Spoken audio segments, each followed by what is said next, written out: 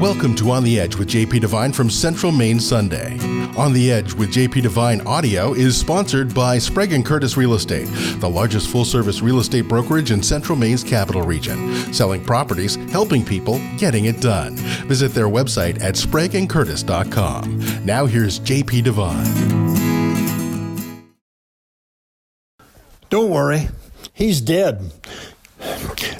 It was almost Halloween, and we had only been in Maine since August. Now, she and I and her brother Bob, a Mainer, carved from local wood, were going to look for costumes in Portland. She hadn't been in Portland maybe 30 years. She wanted to see how the years had treated it.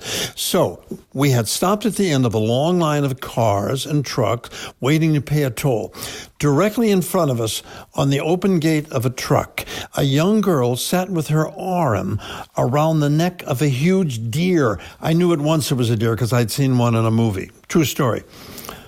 But here was a young girl, I don't know, about 10 or 12, with her arm around the corpse of Bambi's mother. It just lay there, looking very dead. Its eyes looking right at me, its tongue hanging out to one side. On the pile of canvas next to her, I could see the butt of a very large gun.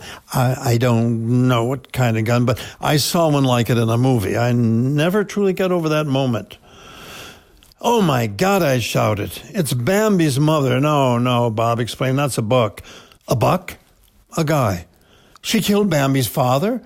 "Well, probably her dad did, but I don't know. It might have been her kill." "Her kill?" "Sure."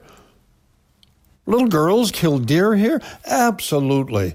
At that moment, seriously, at that very moment, it began to snow. "Oh, my God," I gasped. "It's snowing. It's not even Halloween yet, and it's snowing."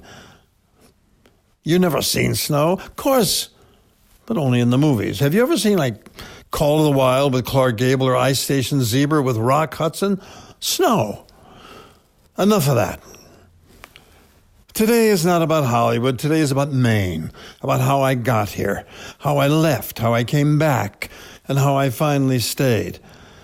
I decided to write this column about all of this after reading my dear friend and colleague George Smith's May 29th column on being a real Mainer, and I thought, well, I might add my own vision. Now, after 28 years in Hollywood, we arrived in Maine in late August 1984 with a schnauzer and an old English sheepdog named Gatsby. My late brother-in-law, Cyril M. Joly, Waterville's mayor, a Republican state senator, had found us a cabin by a lovely scenic lake, stocked the tiny refrigerator with lobster and champagne, white wine, a collection of tiny airline bottles of scotch.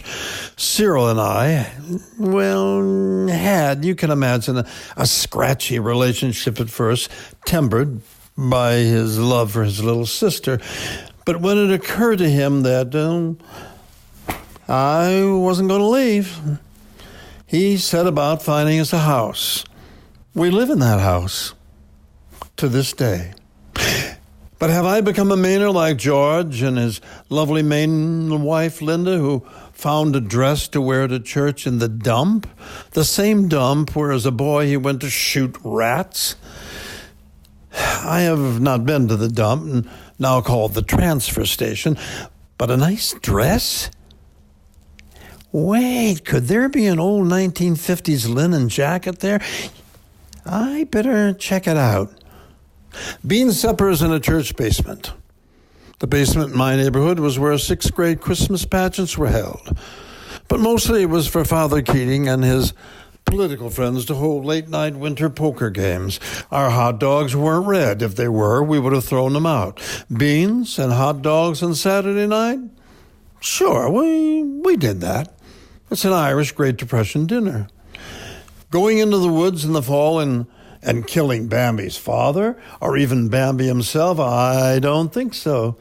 See, we went to the movies as a group in those days, and when the news of Bambi's mother spread through Disney's beautiful forest, even the toughest of us wept into our popcorn. It's safe to say that no Mainer would be safe in the woods were I there carrying a weapon. Besides, orange has fallen out of fashion now. As to shoveling the blood, Have the winters killed from the driveway? Well, I've seen blood on streets before, and it's nothing I could embrace as a task. Maynard? Probably not. Probably never. There's too much Pilgrim in my heart still. She's happy being back here, of course. She was born here. That qualifies her.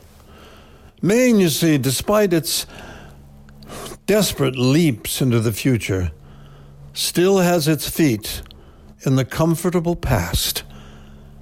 And we're not leaving again. Thanks for listening to On the Edge with JP Devine from Central Maine Sunday. On the Edge with JP Devine is sponsored by Sprague & Curtis Real Estate, the largest full-service real estate brokerage in Central Maine's capital region. Selling properties, helping people, getting it done. Visit their website at spragueandcurtis.com. Make sure you pick up Central Maine Sunday this week wherever newspapers are sold, and visit our website at centralmaine.com.